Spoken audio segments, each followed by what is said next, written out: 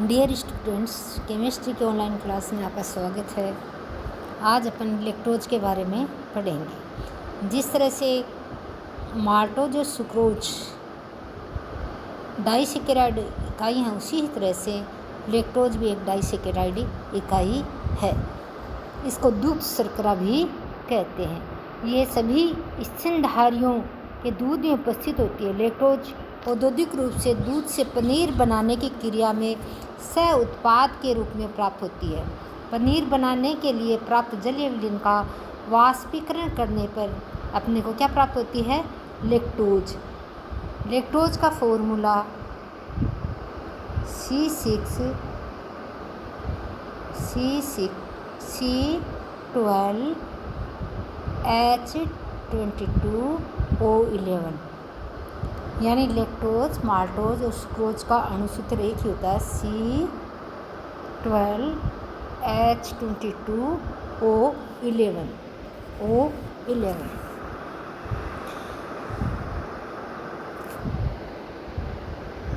जल अपघटन से मोनोसेकेराइड इकाइयाँ, जब इसका जल अपघटन करते हैं तो दो मोनोसेकेराइड इकाइयाँ डी ग्लूकोज और डी ग्लूकोज का समअणुक मिश्रण प्राप्त होता है। यानी लैक्टोज का जल अपघटन तनु खनिज अम्लों या एंजाइम लैक्टेज द्वारा करने पर, या तो तनु खनिज अम्ल जैसे HCl H2SO4 है, या कौन सा एंजाइम? लैक्टेज एंजाइम द्वारा करवाने पर अपने को क्या प्राप्त होंगे? डी प्लस ग्लूकोज और डी प्लस ग्लूकोज का समअणुक मिश्रण प्राप्त होता है। समअणुक मिश्रण प्राप्त होता है, जैसे C12H22O11 का क्या करेंगे अपन? जल अपघटन करेंगे, H2O से रिएक्शन करवाएंगे। किसकी प्रेजेंस में? तनु अम्ल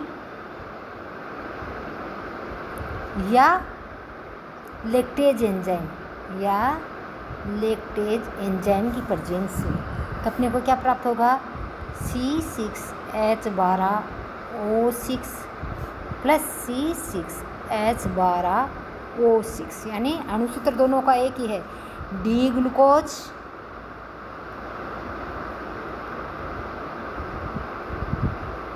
plus D galactose plus D plus galactose का समअणुक मिश्रण प्राप्त होता है। ये एक श्वेत क्रिस्टलीय पदार्थ है जो जल में विलय या अल्कोहल व ईथर में अविलय होता है। इसका गलनांक 203 डिग्री सेल्सियस होता है। तापमान पर इसका विघटन भी हो जाता है। ये एक अपचायक शर्करा है और ये दक्षिण ध्रुवण घूर्णक है तथा परिवर्ती ध्रुवण घूर्णक प्रदर्शित करता है। लैक्टोज अपचायक शर्करा क्यों होगी? क्योंकि इसमें बीटा ग्लैक्टोज का C1 बीटा ग्लूकोज के C4 कार्बन से एलिसाइटिक बंध के द्वारा ग्लूकोसाइटिक बंध के द्वारा जुड़ा हुआ होता है। यानी लैक्टोज है, ये हाइड्रोक्सिलेमिन के साथ ऑक्सीजन बनाता है। फेनिल हाइड्रोक्सिल हाइड्रोजन के साथ ऑक्सोजोन बनाता है। फेलिंग विलयन को अपचित करता है। लैक्टोज एक अपचायक शर्करा तथा ये परिवर्ती घूर्णन प्रदर्शित करता है। कौन सा करता है? परिवर्तित घूर्णन प्रदर्शित करता है।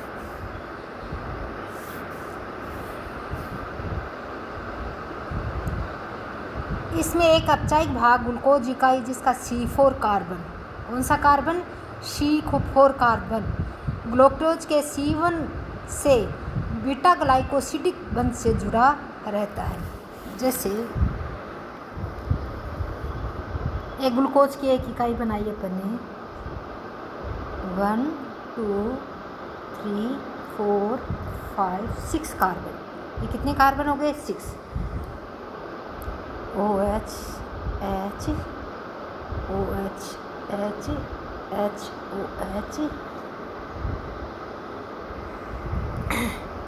ये 1 2 3 और ये जो 4 कार्बन है और ये इससे जुड़ा हुआ होगा। जब ये चक्रीय संरचना होती है ग्लूकोज की, तब वो 5वां पांचवा कार्बन और पहला एल्डिहाइड ग्रुप आपस में जुड़े हुए होते हैं। और इस तरह से ये हो जाएगा 5 और ये हो जाएगा 6H2OH। अब अपन बनाएंगे इसकी ग्लैक्टोज, जो कि एक अनौपचारिक भाग है ग्लैक्टोज। इसके भी कितने होते हैं? 6 कार्बन, 1 2 3 4 5 और 6। छठे पे CH2OH ग्रुप होता है, CH2OH ग्रुप।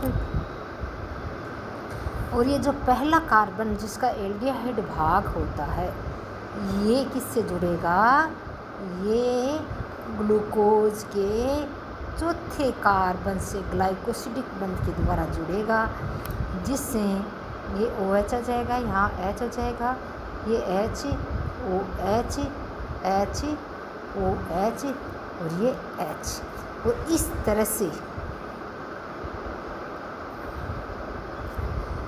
ये क्या हुआ? इसका तो C4 कार्बन ग्लूकोज का, जो कि औपचारिक भाग है, और ग्लैक्टोज का, जो कि एक अनौपचारिक भाग है, इसका C1 कार्बन किसके द्वारा जुड़े हैं? देखो, ये ग्लाइकोसिडिक बंध द्वारा जुड़े हुए हैं, इसलिए ये क्या है? एक औपचारिक शर्करा है। हार्वर्ड संरचना, लैक्टोज की हार्वर्ड संरचना। जब अपन इसको बनाते हैं, एक ग्लैक्टोज इकाई, ये देखो इस तरह से बेंजीन वाले बनती है ना, तो इस तरह से बना लेते हैं। और ये जो C1 कार्बन है, ये 2 कार्बन, ये 1 2 3 4 5 पे ये 6 वाला जुड़ा हुआ होता है, CH2OH, ये H, यहाँ पे ऊपर आ जाएगा OH, ये H, और ये तीसरे कार्बन पे यहाँ OH H, और दूसरे पे OH H, और पहले पे ये H, और इसका ये दूसरी, ये कौन सी है? बीटा डी ग्लूकोज, और ये है बीटा डी ग्लूकोज, ये OH H H OH OH H।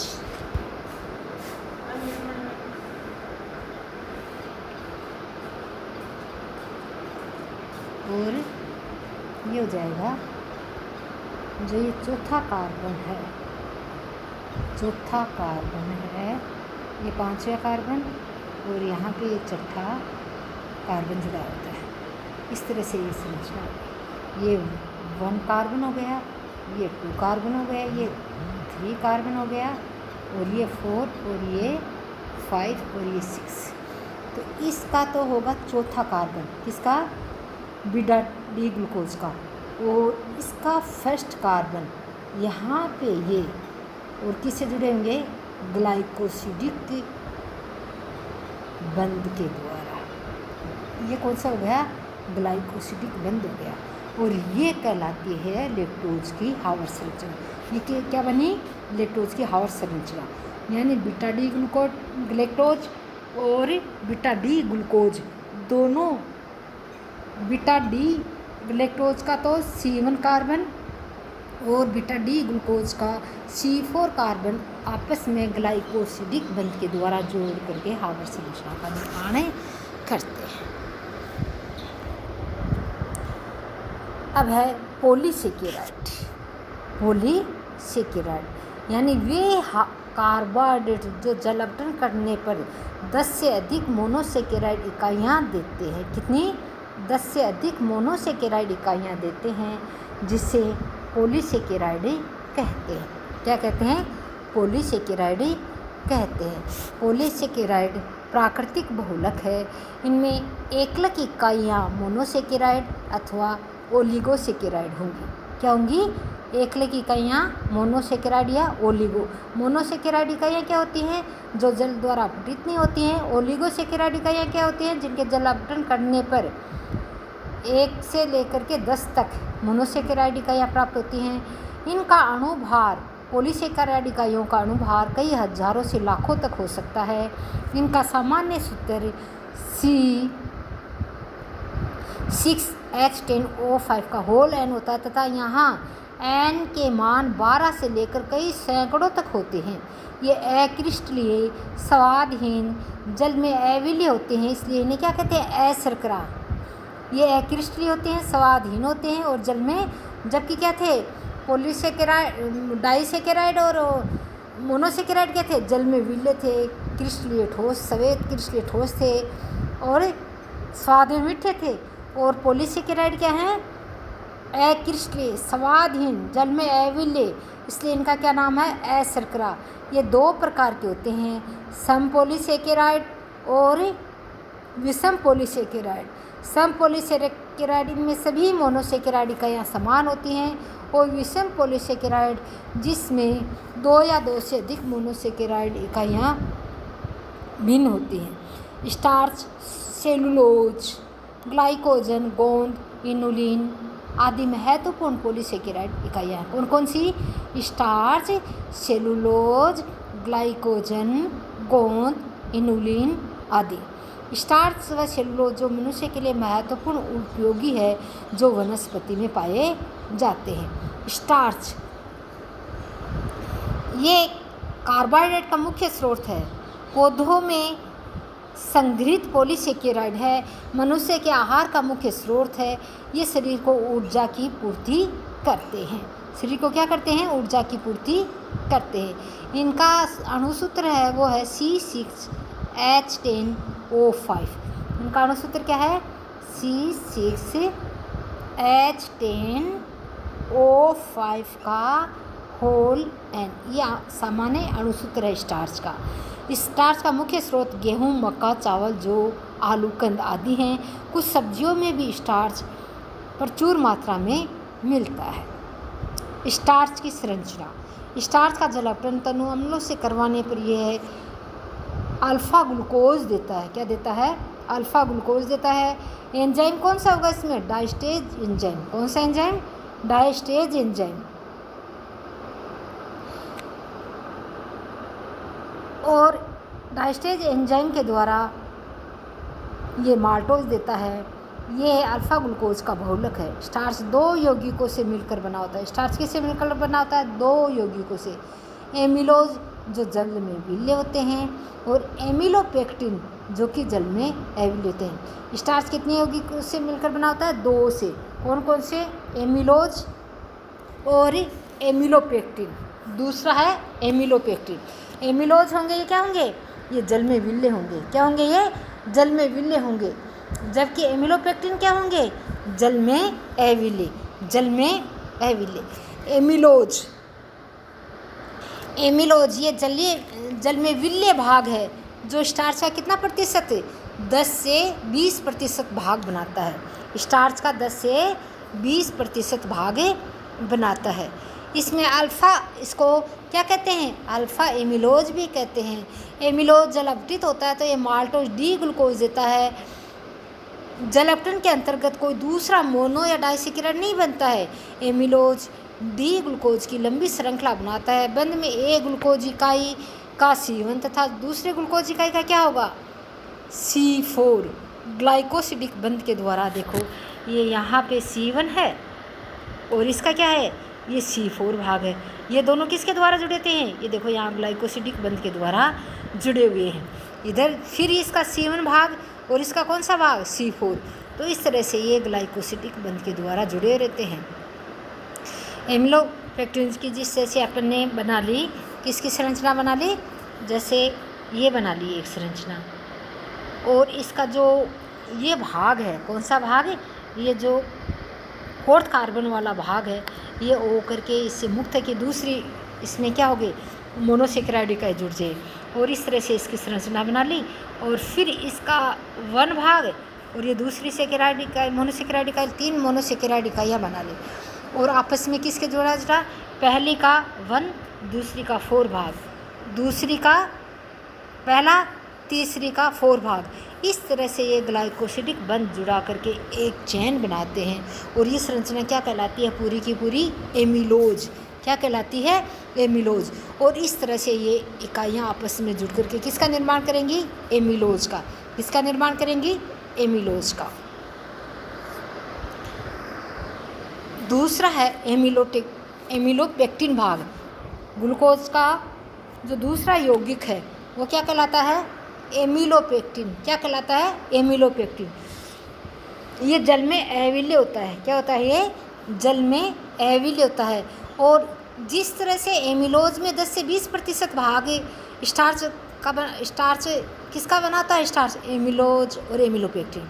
एमिलोज की मात्रा होती है 10 से 20% और स्टार्च में एमिलोपेक्टिन की मात्रा होती है 80 से 90%।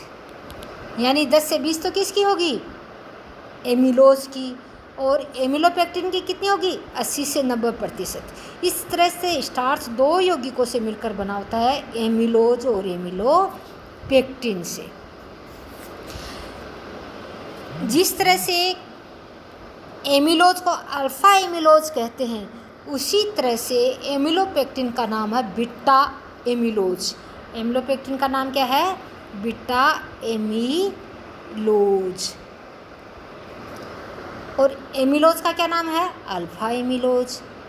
अल्फ़ा एमिलोज। तो यानी स्टार्च किससे मिलकर बना होता है? दो यौगिकों से, एमिलोज और एमिलोपेक्टिन। एमिलोपेक्टिन का नाम है बीटा एमिलोज और एमिलोज का दूसरा नाम उसको किस से पुकारते हैं? अल्फ़ा एमिलोज से। किससे? अल्फ़ा एमिलोज से। ये एक शाखित श्रृंखला या उच्च अणुभार वाला यौगिक है। एमिलोपेक्टिन क्या है? एक शाखित श्रृंखला और उच्च अणुभार वाला बहुलक है। इसमें ग्लूकोज की कितनी इकाइयाँ जुड़ी हुई होती हैं?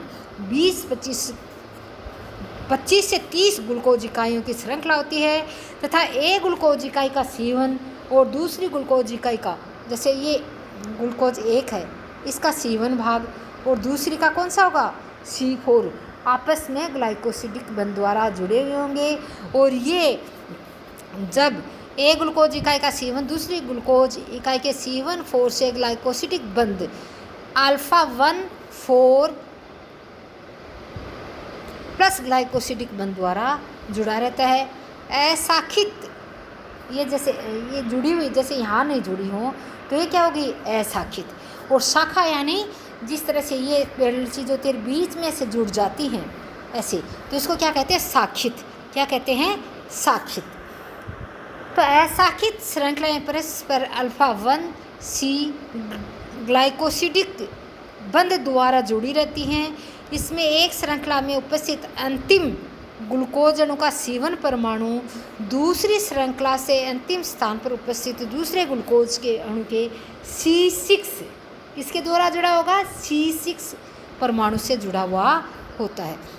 जैसे ये एक अशाखित श्रृंखला हो गई, तो ये अशाखित श्रृंखला तो आपस में कौन से ग्लाइकोसिडिक? C1 और C4 से जुड़ करके जुड़ी होती हैं।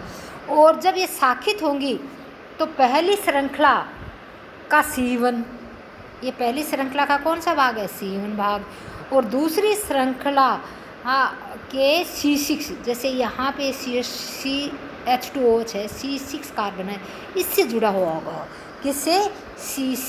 C6 कार्बन से जुड़ा हुआ रहता है। यानी एक श्रृंखला में उपस्थित अंतिम ग्लूकोज अणु का C1, ये जैसे अंतिम ग्लूकोज का C1 भाग है, ये किससे जुड़ेगा? जैसे इस श्रृंखला का अंतिम भाग है, ये है C1, और ये किससे जुड़ेगा? दूसरी श्रृंखला के C6 परमाणु से जुड़ता है और इस तरह से ये एमिलोपेक्टिन संरचना बन जाती है। क्या बन जाती है? एमिलोपेक्टिन संरचना बन जाती है। तो यानी अपने को एमिलोपेक्टिन के लिए पहले एक अशाखित श्रृंखला बनानी पड़ेगी, फिर नीचे एक अशाखित, ऊपर वाली अशाखित श्रृंखला का अंतिम, यानी वो आगे नहीं बढ़ेगी, दूसरी साइड में बढ़ेगी। जो अशाखित श्रृंखला जिसका C1 कार्बन जुड़ेगा ना, वो क्या होगी? दूसरी साइड में। जिस तरह से ये दूसरी साइड में बढ़ रही है, किस साइड में? दूसरी साइड में बढ़ रही है।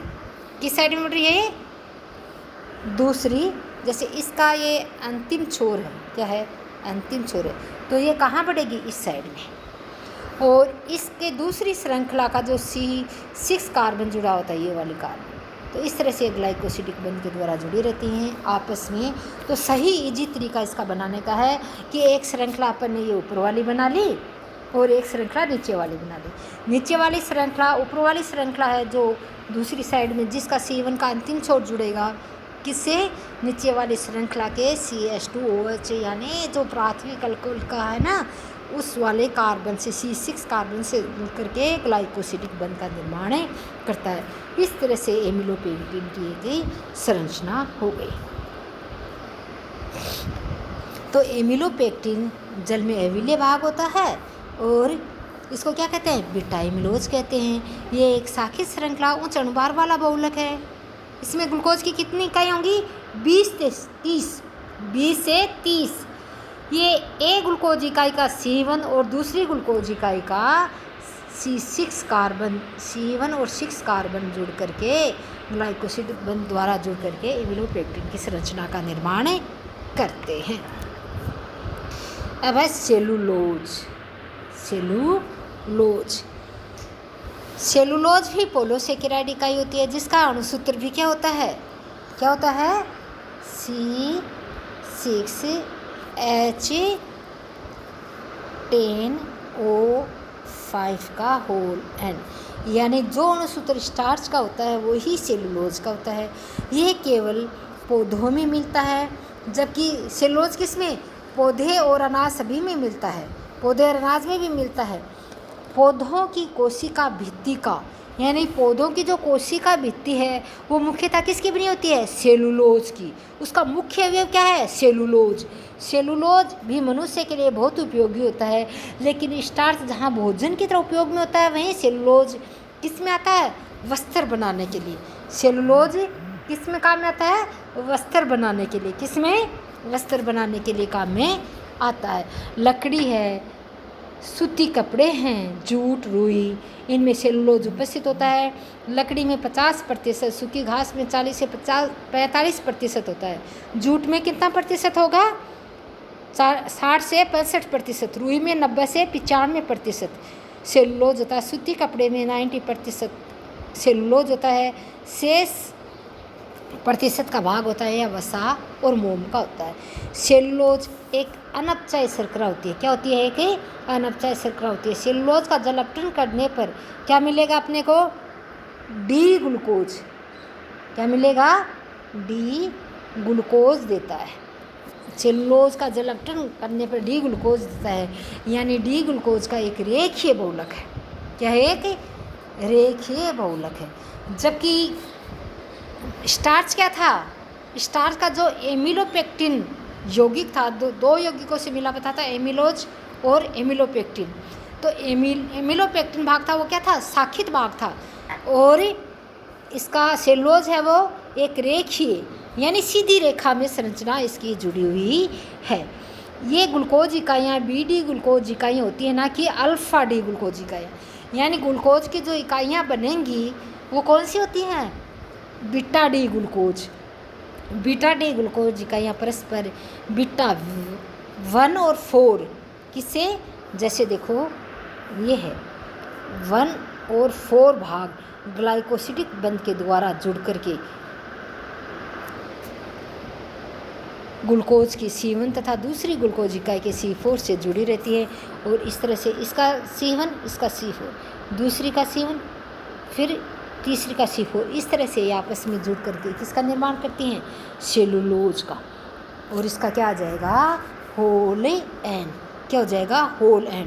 इस तरह से ये श्रृंखलाएँ आपस में जुड़ करके, यानी बीटा D जल अपघटन करके क्या देगा, बीटा D ग्लूकोज देगा। यानी सेलुलोज है एक अनपचायक शर्करा है। सेलुलोज का जल अपघटन करवाने पर क्या देगा, D ग्लूकोज। क्या देगा, D ग्लूकोज। D ग्लूकोज क्या होगा, एक रेखीय बहुलक। यानी ये ग्लूकोज इकाइयाँ बीटा D ग्लूकोज इकाइयाँ होती हैं, और ये बीटा D ग्लूकोज इकाइयाँ परस्पर बीटा 1 और 4 कार्बन ग्लाइकोसिडिक बंध द्वारा जुड़ी रहती हैं। यानी एक ग्लूकोज का C1 भाग और दूसरे ग्लूकोज का C4 भाग आपस में जुड़ करके एक रेखीय बहुलक यानी बनाता है, और इसका होल हो जाएगा। इस तरह से ये सेलुलोज की संरचना है।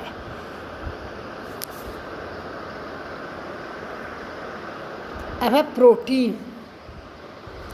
प्रोटीन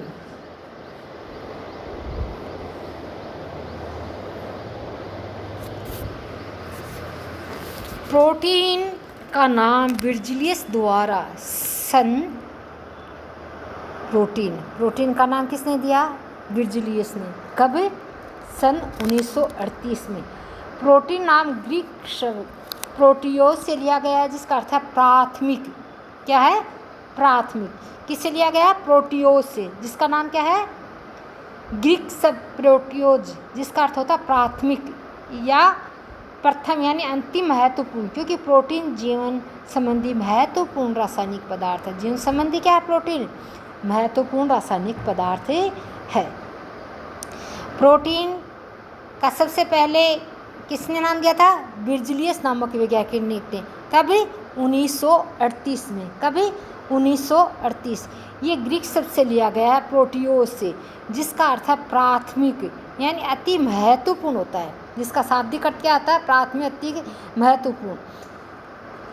महत्वपूर्ण होता है, जो कि एक रासायनिक पदार्थ है जो जीवन की वृद्धि, मरम्मत और अनुरक्षण के लिए अति आवश्यक होता है। जीवन की वृद्धि, मरम्मत और अनुरक्षण के लिए क्या होता है? प्रोटीन एक महत्वपूर्ण पदार्थ होता है। प्रोटीन सभी जीवित कोशिकाओं में पाए जाते हैं। इनकी जीवन कोशिकाओं के उपापचय और संरचना के महत्वपूर्ण भूमिका होती है। जंतुओं के बाल, क्या? जंतुओं के बाल, त्वचा, हीमोग्लोबिन, नाखून, एंजाइम और जंतु कोशिका भित्ति आदि प्रोटीन के बने होते हैं। यानी प्रोटीन के एग्जाम्पल कौन कौन से हैं जो कि प्रोटीन के बने होते हैं? बाल, त्वचा, जंतुओं के बाल, त्वचा, हीमोग्लोबिन, नाखून, एंजाइम और जंतुओं की कोशिका भित्ति। जंतुओं की कोशिका भित्ति। प्रोटीन का संगठन।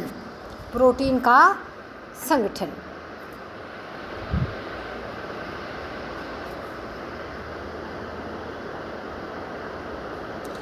जो मनुष्य है उसमें सभी प्रकार के प्रोटीन 20 प्रकार के अल्फा एमिनो अम्लों के द्वारा बने होते हैं।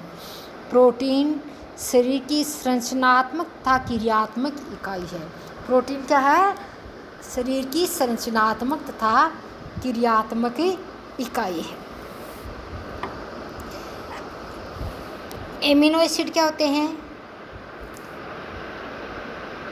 वे कार्बनिक यौगिक जिनमें एमिनो समूह NH2 समूह तथा दूसरा कार्बोक्सिलिक समूह पाए जाते हैं, एमिनो एसिड कहलाते हैं। क्या कहलाते हैं? एमिनो एसिड कहलाते हैं। वो एमिनो एसिड जिनमें CO समूह के सापेक्ष एमिनो समूह की स्थिति क्या होती है?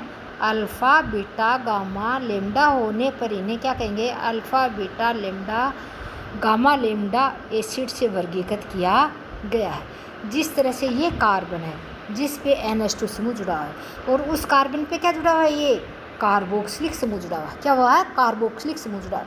तो जिस कार्बन पे एमिनो और कार्बोक्सिलिक समूह जुड़े होते हैं, वहाँ से जब नंबरिंग करते हैं, कहाँ से?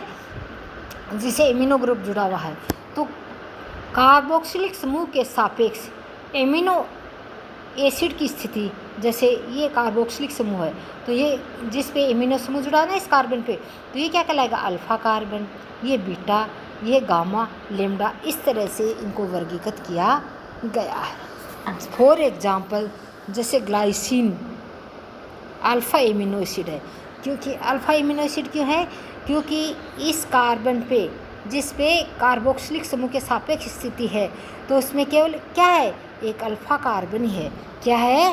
केवल एक ही अल्फ़ा कार्बन है। देखो ये क्या है? केवल अल्फ़ा कार्बन है और इसलिए इसका नाम क्या है? Alpha amino acid. दूसरा है एलेनिन। इस पे भी क्या है? इस पे अल्फ़ा एसिड पे ये जुड़ा हुआ होता है एमिनो ग्रुप। तो इसका क्या हो गया, अल्फ़ा एमिनो एसिड। और जैसे प्रोपियोनिक अम्ल है तो इसमें एक अल्फ़ा, 2 कार्बन हो गए तो क्या हो गया, बीटा एमिनो प्रोपियोनिक अम्ल, बीटा एमिनो प्रोपियोनिक। और इसी क्रम में ये हो गया गामा एमिनो ब्यूटेरिक अम्ल, गामा एमिनो ब्यूटेरिक अम्ल। यानी जिस तरह से श्रृंखला बढ़ेगी उस तरह से अल्फ़ा, बीटा, गामा और लेम्डा इसके नाम होंगे। वे एमिनो एसिड जिसमें कार्बोक्सिलिक तथा एमिनो समूह स्वतंत्र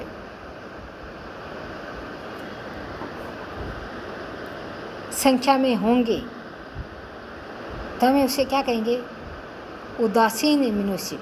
क्या कहेंगे, उदासीन एमिनो एसिड। जैसे ग्लाइसिन है, एलिलिन, एग्जाम्पल क्या होंगे, ग्लाइसिन और एलिलिन। यानी जब अपन प्रोटीन के एमिनो अम्ल के जटिल अणुभार वाले जैव अणु बहुलक हैं। प्रोटीन क्या होते हैं, प्रोटीन एमिनो अम्ल के जटिल अणुभार वाले जैव बहुलक हैं।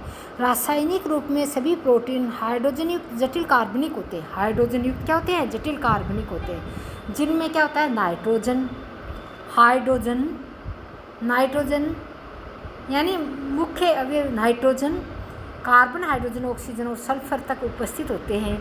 कुछ प्रोटीनों में फास्फोरस, आयोडीन भी होते हैं और इनके साथ साथ धातु जैसे आयरन, कॉपर, जिंक और मैग्नीज भी पाए जाते हैं। प्रोटीन का जब जलावटन करते हैं, क्या करते हैं, प्रोटीन का जब जलावटन करते हैं, ये प्रोटीन है, प्रोटीन का जल अपघटन करेंगे तो कौन सा क्या बनेगा, पेप्टाइड बनता है। और पेप्टाइड का जब जल अपघटन होगा तो अल्फ़ा एमिनो अम्ल प्राप्त होते हैं। यानी प्रोटीन का जल अपघटन करने पर क्या प्राप्त होगा अपने को, पेप्टाइड, और पेप्टाइड का जल अपघटन कराने पर क्या प्राप्त होगा, एमिनो अम्ल, अल्फ़ा एमिनो अम्ल प्राप्त होते हैं। प्रोटीन का आंशिक जल अपघटन करने पर भिन्न भिन्न अणुभार वाले पेप्टाइड प्राप्त होंगे। यानी पूर्णतः जल अपघटन करने पर तो क्या प्राप्त होंगे, अल्फ़ा एमिनो, और आंशिक जल अपघटन करने पर भिन्न भिन्न पेप्टाइड प्राप्त होते हैं जो पूर्ण रूप से जल अपघटित होकर के क्या देंगे, पूर्ण रूप से जल अपघटित होकर के अल्फ़ा एमिनो अम्ल देते हैं। पूर्णतः जल अपघटन होने पर क्या देंगे, अल्फ़ा एमिनो अम्ल। अर्थात प्रोटीन वास्तव में अल्फ़ा एमिनो अम्ल से निर्मित क्या है, पॉलीपेप्टाइड होते हैं। पॉलीपेप्टाइड की श्रृंखला होती है। यानी पेप्टाइड आगे से आगे अल्फ़ा एमिनो अम्ल जुड़ करके ये कौन से बंध के द्वारा जुड़ेंगे, पेप्टाइड बंध के द्वारा। किसके द्वारा, पेप्टाइड बंध के द्वारा। एक एमिनो अम्ल हो गया, दूसरे से पेप्टाइड बंध के द्वारा दूसरा, तीसरा, इस तरह से एक ही श्रृंखला के रूप में पॉलीपेप्टाइड श्रृंखला के रूप में होते हैं। तो प्रोटीन वास्तव में क्या होते हैं, अल्फ़ा एमिनो अम्ल से निर्मित पॉलीपेप्टाइड। क्या होते हैं, अल्फ़ा एमिनो अम्ल से निर्मित पॉलीपेप्टाइड। इनका अणुभार 10,000 से अधिक होता है। क्या होता है, 10,000 से अधिक होता है। ये एकल पर अक्षेपी प्राकृतिक बहुलक है। क्या है, एकल परिक्षेपी प्राकृतिक बहुलक है। प्रोटीन का जब अपन वर्गीकरण करते हैं, प्रोटीन का जब अपन वर्गीकरण करते हैं तो संगठन के आधार पे प्रोटीन 2 प्रकार के होंगे, रेशेदार प्रोटीन और दानेदार प्रोटीन। यानी रेशेदार प्रोटीन क्या होंगे, ये रेखीय अणुओं से बनी प्रोटीन है जिनमें पॉलीपेप्टाइड श्रृंखलाएं आपस में किसके द्वारा जुड़ी होंगी, अंतरा आणविक हाइड्रोजन बंध के द्वारा। अंतरा का मतलब एक एमिनो अम्ल का एक एमिनो अम्ल से दूसरे एमिनो अम्ल में क्या बनता है, हाइड्रोजन बंध, तो उसको बोलते हैं अंतरा आणविक हाइड्रोजन बंध। ये लंबी धागे जैसी सदस्य संरचनाएं होती हैं। इनकी संरचना ताप तथा पीएच मान में परिवर्तन के बाद भी परिवर्तित नहीं होती है। ये जल में अविलेय प्रोटीन है जो जंतु ऊतकों के संरचनात्मक पदार्थों को बनाती है। यानी रेशेदार प्रोटीन क्या होंगे, रेखीय अणु से बनी प्रोटीन विभिन्न पॉलीपेप्टाइड श्रृंखलाएं किससे जुड़ी होंगी? अंतरा आणविक हाइड्रोजन बंध द्वारा जुड़ी होंगी। इनकी संरचना कैसी होगी? लंबी दागे सदृश संरचनाएं होंगी और इनकी संरचना पे ताप और पीएच का कोई प्रभाव नहीं पड़ता है, यानी ताप और पीएच में परिवर्तन के बाद भी ये क्या रहती हैं? अपरिवर्तित रहती हैं, किसी प्रकार को कोई परिवर्तन नहीं होता है। जल में क्या होती हैं? अविलेय होती हैं और जो जंतु उत्कों के संरचनात्मक पदार्थ को बनाती है, जैसे कोलेजन है, मायोसिन है, कीरेटिन। ये किस प्रकार की प्रोटीन है? रेशेदार प्रोटीन। कौन सी प्रोटीन है ये? रेशेदार प्रोटीन। दूसरा इसका भाग है वो है दानेदार प्रोटीन। दूसरा क्या है? दानेदार प्रोटीन। दानेदार प्रोटीन ये कुंडलीनुमा संरचनाएं होती है। कैसी होती है? कुंडलीनुमा। और इसमें जैसे रेशेदार में तो क्या था? रेशेदार में तो क्या था कि अंतरा का मतलब दो अणुओं के बीच हाइड्रोजन बॉन्डिंग होना। तो रेशेदार प्रोटीन में तो अंतरा आणविक हाइड्रोजन बंध होता है, जिसमें रेखीय अणु आपस में किस में जुड़ेंगे?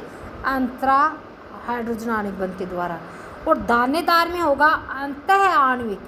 अंतः आणविक का मतलब एक ही अणु के मध्य जो हाइड्रोजन बॉन्डिंग होती है वो क्या कहलाती है? अंतः आणविक हाइड्रोजन बंध। तो ये दानेदार प्रोटीन होता है।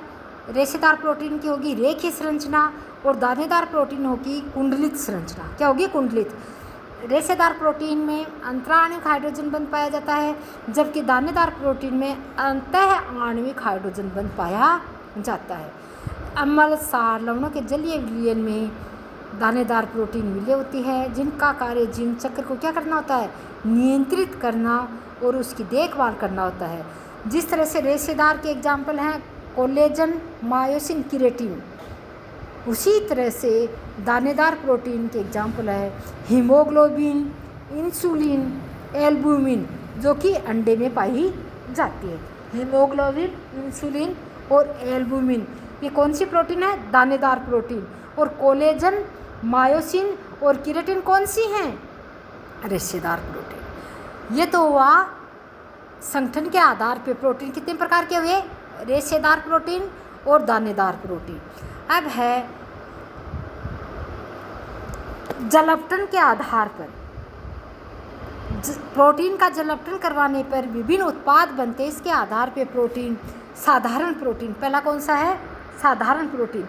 ये प्रोटीन जलपटन करने पर, साधारण प्रोटीन का जब जलपटन करेंगे तो क्या देगा? अल्फा एमिनो अम्ल। अल्फा एमिनो अम्ल। और इसके एग्जाम्पल हैं एल्बुमिन, जो कि अंडे में पाया जाता है। दूसरा है ग्लोबुलिन। साधारण प्रोटीन के उदाहरण क्या हुए? एल्बुमिन और ग्लोबुलिन। दूसरा है जलपटन के आधार पे, पहला क्या था? साधारण प्रोटीन। दूसरा है संयुग्मित प्रोटीन। संयुग्मित प्रोटीन, इनमें प्रोटीन के भाग के साथ अप्रोटीन भाग जुड़ा रहता है, जिसे प्रोस्थेटिक समूह कहते हैं। जो अप्रोटीन भाग जुड़ा होगा उसका नाम क्या है? प्रोस्थेटिक समूह। क्या है? प्रोस्थेटिक समूह। संयुग्मित प्रोटीन फिर 3 प्रकार के होते हैं। संयुग्मित प्रोटीन कितने प्रकार के होंगे? 3 प्रकार के। पहला है न्यूक्लियोप्रोटीन। न्यूक्लियोप्रोटीन, इनमें प्रोस्थेटिक समूह न्यूक्लिक अम्ल होता है। न्यूक्लियोप्रोटीन में प्रोस्थेटिक समूह कौन सा होगा? न्यूक्लिक अम्ल। इसका एग्जाम्पल है न्यूक्लिन। क्या एग्जाम्पल है? न्यूक्लिन। यानी संयुग्मित प्रोटीन 3 प्रकार के हुआ। पहला कौन सा है? न्यूक्लियोप्रोटीन। इनमें प्रोस्थेटिक समूह कौन सा होगा? न्यूक्लिक अम्ल। क्या होगा? न्यूक्लिक अम्ल। और उसका एग्जाम्पल है न्यूक्लिन। इसमें दूसरा है संयुग्मित प्रोटीन का भाग है वो ग्लाइकोप्रोटीन। क्या है? ग्लाइकोप्रोटीन। ग्लाइकोप्रोटीन में जो प्रोस्थेटिक समूह होगा वो होगा कार्बोहाइड्रेट्स।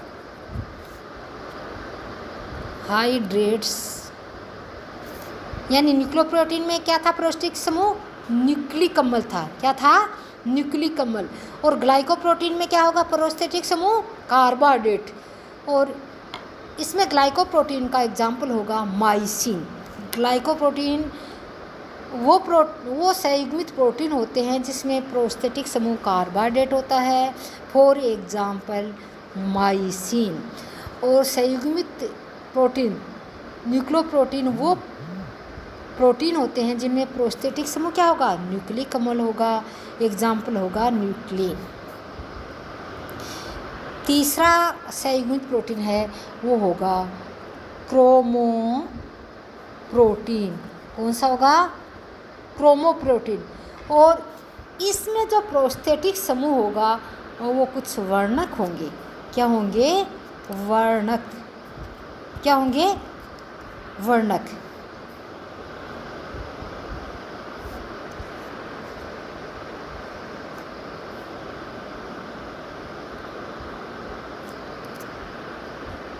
वर्णक होंगे।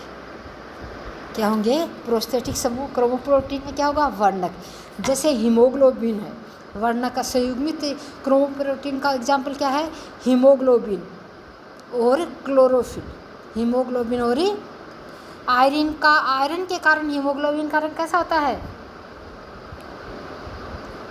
और क्लोरोफिल में कौन सा वर्णक पाया जाता है, हरित लवक। क्लोरोफिल हरित लवक। तो इस तरह से संयुग्मित क्रोमोप्रोटीन में प्रोस्थेटिक समूह क्या होगा, वर्णक होगा। क्या होगा, वर्णक होगा। और एग्जाम्पल क्या हो गए, हीमोग्लोबिन और क्लोरोफिल। हीमोग्लोबिन और क्लोरोफिल ये किसके एग्जाम्पल है, संयुग्मित क्रोमोप्रोटीन के। संयुग्मित क्रोमोप्रोटीन में प्रोस्थेटिक समूह होगा वर्णक, जिसके एग्जाम्पल है हीमोग्लोबिन, क्लोरोफिल। और संयुग्मित ग्लाइकोप्रोटीन में प्रोस्थेटिक समूह का कार्बोहाइड्रेट, जिसका एग्जाम्पल है माइसिन। और संयुग्मित न्यूक्लियोप्रोटीन में प्रोस्थेटिक समूह होगा न्यूक्लिक अम्ल, जिसका एग्जाम्पल है न्यूक्लिन। इस तरह से जलाप्टिन के आधार पे जो संयुग्मित प्रोटीन है वो कितने प्रकार का है, 3 प्रकार का। एमिनो अम्ल। एमिनो अम्ल प्रोटीन अल्फा एमिनो अम्ल का प्राकृतिक बहुलक है। अल्फा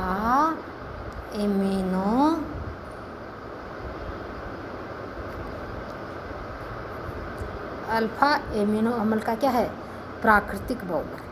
प्राकृतिक बहुलक है। इसमें क्या होता है, एमिनो अम्ल में एक NH2 समूह जुड़ा होता है और दूसरा कार्बोक्सिलिक समूह जुड़ा होता है। क्या जुड़ा होता है। और 20 प्रकार के एमिनो अम्ल्स होते हैं जो अनंत प्रकार से संयुक्त होकर के हजारों किस्म के, यानी 20 प्रकार के जो एमिनो अम्ल होंगे ये हजारों प्रकार के प्रोटीन अणुओं का निर्माण करते हैं। तो सभी प्रकार के प्रोटीन हैं वो कितने एमिनो अम्ल से बने होंगे, 20 प्रकार के एमिनो अम्ल से। एमिनो अम्ल तथा कार्बोक्सिल समूह की स्थिति के आधार पे अभी मैंने बताया था अल्फ़ा, बीटा, गामा, लैम्डा आदि में वर्गीकृत किया गया है। अल्फ़ा एमिनो अम्ल का एग्जाम्पल जैसे इनमें समूह में कार्बोक्सिलिक समूह से अल्फ़ा स्थिति पर होता है। कार्बोक्सिलिक समूह कहाँ होगा, इनमें एमिनो समूह कार्बोक्सिलिक समूह की कहाँ होगा, अल्फ़ा स्थिति पे। जैसे एग्जाम्पल बताती हूँ आपको, ये CH2 है और ये कहाँ है H, और ये क्या जुड़ा हुआ है यहाँ पे NH2 से। तो ये कार्बोक्सिलिक समूह है और इसके पास वाला कौन सा कार्बन हो गया, अल्फ़ा। तो इस अल्फ़ा कार्बन से जब एमिनो समूह जुड़ा हुआ है, यानी कार्बोक्सिलिक समूह से अल्फ़ा कार्बन पे जब NH2 समूह जुड़ा हुआ होगा, यानी कार्बोक्सिलिक समूहों के पास वाला कार्बन कौन सा होगा, अल्फ़ा, और उससे क्या जुड़ा हुआ होगा, एमिनो समूह। तो इस प्रकार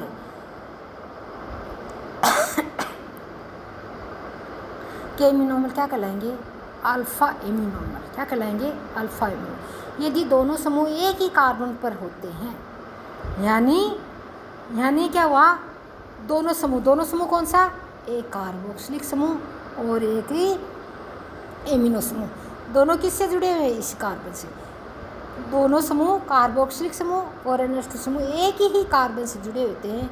तो इस प्रकार के एमिनो अम्ल क्या कहलाते हैं, अल्फ़ा एमिनो अम्ल। क्या कहलाते हैं, अल्फ़ा एमिनो अम्ल। इसमें ग्लाइसिन, पहला है ग्लाइसिन, और दूसरा है एलेलिन। एलेलिन की संरचना ग्लाइसिन की तो अभी मैंने बताई है। दूसरे एलेलिन की संरचना देखो, CH2 COH और यहाँ पे NH2 जुड़ा हुआ है और नीचे क्या है, एलेलिन में एक CH3 समूह जुड़ा था। ये किसकी संरचना, एलेलिन। ये भी क्या है कि अल्फ़ा एमिनोमर, क्या है कि अल्फ़ा एमिनोमर। इसी तरह से बीटा एमिनोमर, इनमें एमिनो समूह कार्बोक्सिलिक समूह, जिस तरह से, जैसे आपको एग्जांपल बताऊं, बीटा एमिनोप्रोपोइक अम्ल का, जैसे CH2 है, यहाँ पे क्या जुड़ा होता है, कार्बोक्सिलिक समूह। ये क्या हो गया, अल्फ़ा कार्बन हो गया और ये क्या हो गया, बीटा कार्बन हो गया। क्या हो गया, और इस बीटा कार्बन पे क्या जुड़ा है, एमिनो समूह। कार्बन के पास वाला कार्बन हो गया अल्फ़ा और उसके पास वाला हो गया बीटा। तो बीटा कार्बन पे जब एमिनोमर समूह जुड़ा होता है, इस प्रकार के एमिनोमर क्या कहलाएंगे, बीटा एमिनोमर। और इसका नाम है बीटा एमिनो प्रोपेनोइक अम्ल। प्रोपेनोइक क्यों हुआ, 1 2 3 कार्बन है और 3 कार्बन है और उसके साथ क्या जुड़ा हुआ है, कार्बोक्सिलिक समूह। और बीटा पे क्या जुड़ा हुआ है, एमिनो। तो इसका नाम हो गया बीटा एमिनो 1 2 3 प्रोपेनोइक अम्ल। 3 कार्बन है इसलिए क्या हो गया, प्रोपेनोइक अम्ल। और इसमें क्रियात्मक समूह क्या है, कार्बोक्सिलिक समूह, इसलिए इसका नाम हो गया बीटा एमिनो। क्योंकि बीटा कार्बन पे एमिनो समूह जुड़ा है इसलिए इसे बीटा एमिनो। और 3 कार्बन है और क्रियात्मक समूह क्या है, कार्बोक्सिलिक समूह, इसलिए बीटा एमिनो प्रोपेनोइक अम्ल। इसका नाम हुआ क्या, बीटा एमिनो प्रोपेनोइक अम्ल। इसी क्रम में गामा एमिनोमर, लेम्डा एमिनोमर में भी कार्बोक्सिलिक समूह के क्रम से लेम्डा गामा पोजीशन पे और लेम्डा पोजीशन पर होते हैं। जैसे एग्जाम्पल, ये हो गया कार्बोक्सिलिक समूह और ये हो गया अल्फ़ा कार्बन, ये क्या हो गया, बीटा कार्बन और ये क्या हो गया, गामा कार्बन। तो इससे जब NH2 समूह जुड़ा हुआ है, क्या समूह जुड़ा हुआ है, NH2, तो इसका क्या नाम हुआ, देखो गामे पे क्या जुड़ा है, एमिनो समूह। और कितने कार्बन हो गए, 1 2 3 4 कार्बन हो गए। और क्रियात्मक समूह क्या है, COH। कौन सा समूह है, COH, इसलिए इसका नाम हो गया बीटा एमिनो ब्यूटेनोइक। 4 कार्बन हो गए ना, तो इसका नाम क्या हो गया, गामा एमिनो, क्योंकि गामा कार्बन पे NH2 समूह जुड़ा है, गामा एमिनो। और कितने कार्बन, 4, 1 2 3 4, इसलिए इसका नाम हो गया ब्यूटेनोइक अम्ल। क्या नाम हुआ, ब्यूटेनोइक अम्ल। क्या नाम हुआ, ब्यूटेनोइक अम्ल। एमिनो तथा कार्बोक्सिलिक समूहों की संख्या के आधार पर, एमिनो तथा कार्बोक्सिलिक समूह की संख्या के आधार पे एमिनोमल, उदासीन एमिनोमल, अम्लीय एमिनोमल और अक्षारीय एमिनोमल 3 प्रकार के होते हैं। किसके आधार पे, किसके आधार पे, एमिनो तथा कार्बोक्सिलिक समूह की संख्या के आधार पे। जैसे पहला है उदासीन एमिनोमल। उदासीन एमिनोमल का एग्जाम्पल है ग्लाइसिन। क्या है, ग्लाइसिन। अभी ग्लाइसिन का एग्जाम्पल बताया था ना आपको, अभी फॉर्मूला लिख के बताया था। अल्फ़ा एमिनोमल का भी एग्जाम्पल है ये। किसका एग्जाम्पल है ये, अल्फ़ा एमिनोमल। ये है ग्लाइसिन का फॉर्मूला। क्या है, तो ग्लाइसिन में क्या हो गया, एक तो कार्बोक्सिलिक समूह हो गया और ये क्या हो गया, एक अक्षारीय समूह हो गया। तो उदासीन एमिनोमल में एमिनो तथा कार्बोक्सिलिक समूह की संख्या क्या हुई, समान, एक एक हुई। क्या हुई, संख्या समान हुई, इसलिए इस प्रकार के एमिनोमल क्या कहलाएंगे, उदासीन एमिनोमल। क्या कहलाएंगे, उदासीन एमिनोमल। दूसरे प्रकार के एमिनोमल अम्लीय एमिनोमल। जैसे एग्जाम्पल आपको बताऊं, एस्पार्टिक अम्ल। ये है एस्पार्टिक अम्ल। क्या है ये, एस्पार्टिक अम्ल है। जैसे फॉर्मूला लिख के बताती हूँ अभी आपको। ये कार्बोक्सिलिक समूह हो गया और इस पे ये एमिनो समूह हो गया और इसके साथ में एक कार्बोक्सिलिक समूह और जुड़ा हुआ है। क्या जुड़ा हुआ है, एक कार्बोक्सिलिक समूह और होता है। तो एमिनोमल में कार्बोक्सिलिक समूह की संख्या तो कितनी होगी, 2, 1 और 2। एस्पार्टिक अम्ल में कार्बोक्सिलिक समूह की संख्या तो होगी 2, और जो कि अम्लीय हैं, और एमिनो समूह जो कि क्षारीय है 1 संख्या। तो किसकी संख्या ज़्यादा हुई? कार्बोक्सिलिक समूह की।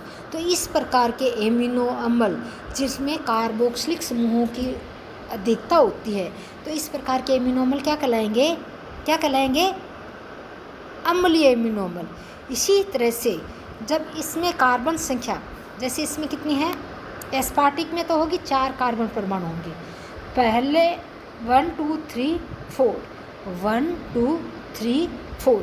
तो पहला और चौथे कार्बन पे तो कार्बोक्सिलिक समूह होगा, और दूसरे पे क्या होगा? NH2 समूह। इसी तरह से ग्लूटेमिक अम्ल, ये क्या है? ग्लूटेमिक अम्ल। ग्लूटेमिक अम्ल में देखो 5 कार्बन परमाणु हैं, 1 2 3 और 4। तो इसमें कार्बोक्सिलिक समूह क्या हो गए? 2 हो गए। तो कार्बोक्सिलिक समूह की क्या होगी? अधिकता होगी। और एमिनो समूह क्या? 1 है। तो इसकी वजह से कौन से प्रकार के एमिनो अम्ल हुआ? ये ग्लूटेमिक अम्ल और एस्पार्टिक अम्ल। एस्पार्टिक अम्ल में 4 कार्बन परमाणु हैं और 2 कार्बोक्सिलिक समूह हैं, और ग्लूटेमिक अम्ल में क्या होंगे? 5 कार्बन परमाणु। तो इस तरह से दोनों में क्या है? कार्बोक्सिलिक समूह की अधिकता है। इसलिए इस प्रकार के एमिनो अम्ल क्या कहलाएंगे?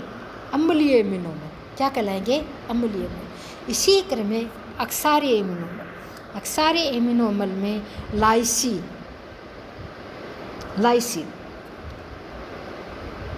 6 कार्बन परमाणु लिख लेते हैं। पर लाइसिन का फॉर्मूला जैसे आपको मैं बताऊँ, ये पहले कार्बन पे पहला कार्बन कार्बोक्सिलिक समूह का, फिर 1 2 3 1 1 2 3 4 5 और 6 कार्बन परमाणु हो गए।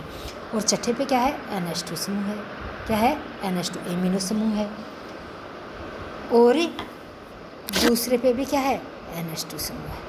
बाकी कार्बन की वैलेंसी किससे पूरा करेंगे अपन? हाइड्रोजन से। किससे पूरी करेंगे?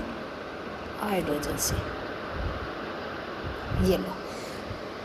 तो दूसरे और छठे कार्बन पे 2 एमिनो अम्ल समूह है, और कार्बोक्सिलिक समूह क्या हुआ? 1।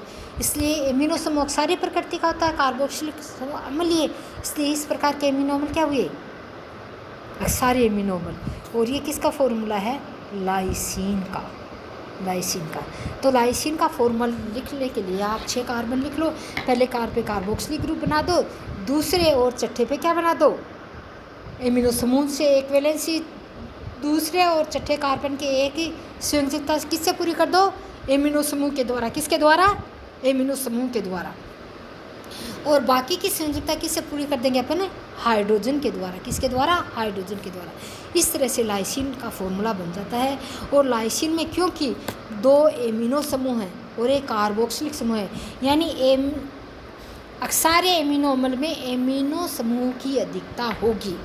क्या होगी? एमिनो समूह की अधिकता होगी। इस तरह से कार्बोक्सिलिक समूह और एमिनो समूह की संख्या के आधार पर एमिनो अम्ल कितने प्रकार के हुए? 3 प्रकार के। उदासीन एमिनो अम्ल जिसमें एमिनो समूह और कार्बोक्सिलिक समूह की संख्या बराबर होगी। अम्लीय एमिनो अम्ल जिसमें ऐसे एमिनो अम्ल जिनमें कार्बोक्सिलिक समूह की अधिकता होगी। और अक्षारीय एमिनो अम्ल जिसमें एमिनो समूह की अधिकता होगी। इस तरह से कितने प्रकार के हुए?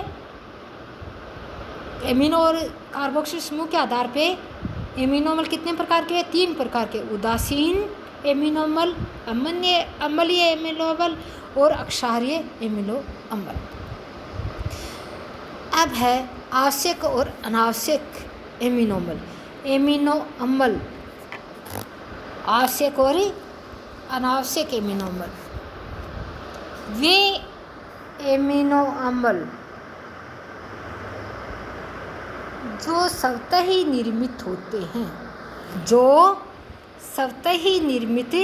होते हैं, जिनको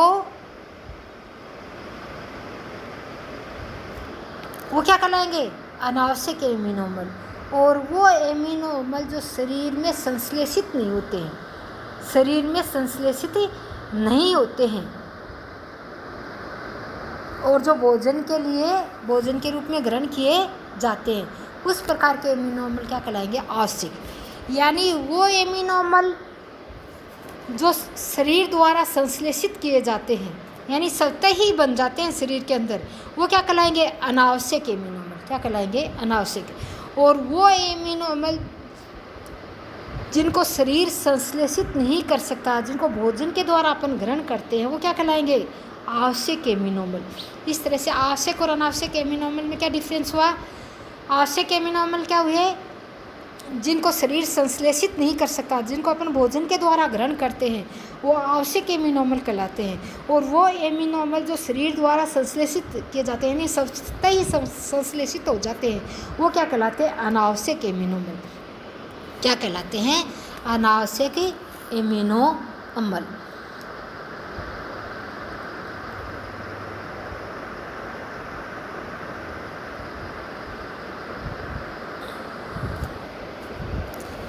कुल 20 अल्फा एमिनो अम्ल मिलकर हजारों किस्म में प्रोटीन बनाते हैं।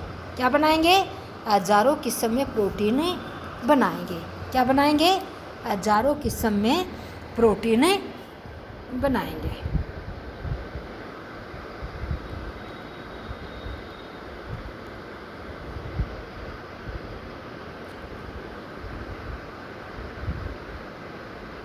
मनुष्य में आवश्यक एमिनो अम्ल निम्न है, जिसको अपन शॉर्ट ट्रिप है इसकी TVMILL,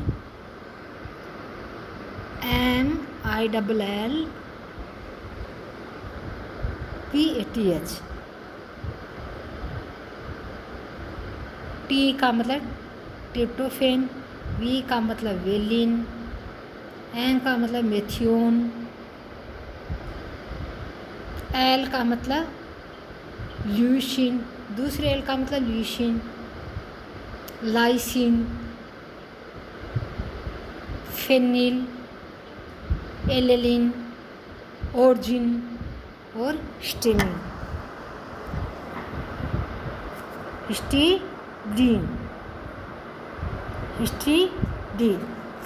इस तरह से अपन एक शॉर्ट ट्रिप के द्वारा जो आवश्यक एमिनो अम्ल है, ट्रिप्टोफैन, मेथियोनिन, पहला क्या है? टी का मतलब ट्रिप्टोफैन, टी का मतलब ट्रिप्टोफैन, V का मतलब वेलिन, M का मतलब मेथियोनिन, I का मतलब आइसोल्यूशन, TVMILL पाथ। T का मतलब याद करने का छोटा सा तरीका, बहुत अच्छी तरह से आपको इससे याद हो जाएगा।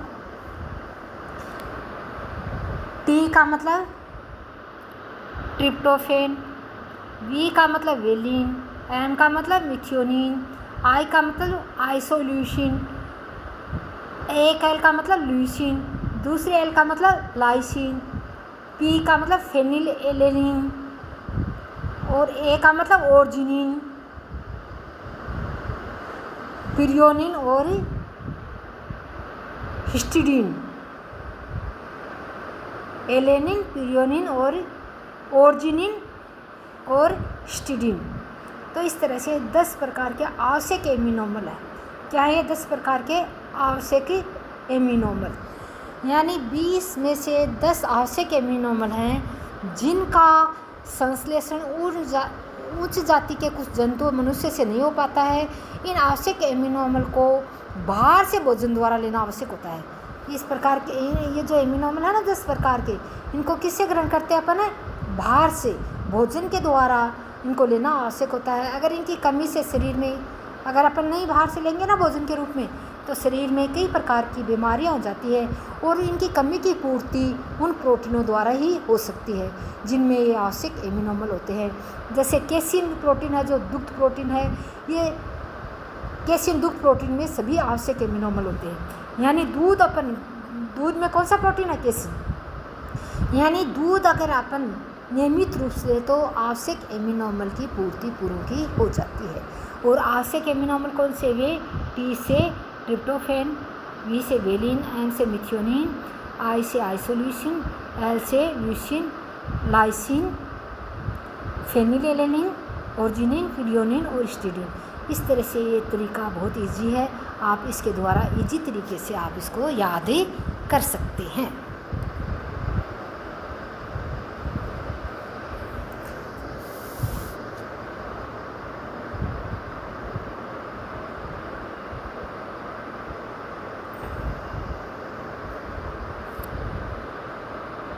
अब है प्रोटीन के प्रकार।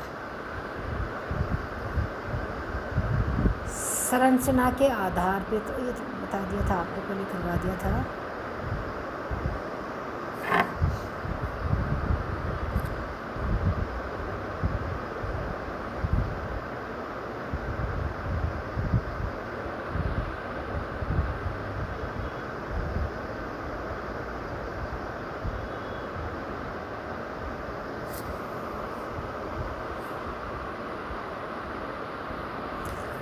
एक इसमें एग्जाम्पल है, समविभव बिंदु, यानी किसी विलयन की वह पीएच जिस पर विद्युत विभव लगाने से एमिनो एसिड इलेक्ट्रोड की तरफ गमन नहीं करता है। यानी विलयन की वह पीएच जिस पर विद्युत विभव लगाने पर एमिनो एसिड इलेक्ट्रोड की तरफ गमन नहीं करता है, वो क्या कहलाता है? विभव बिंदु। क्या कहलाता है? विभव बिंदु।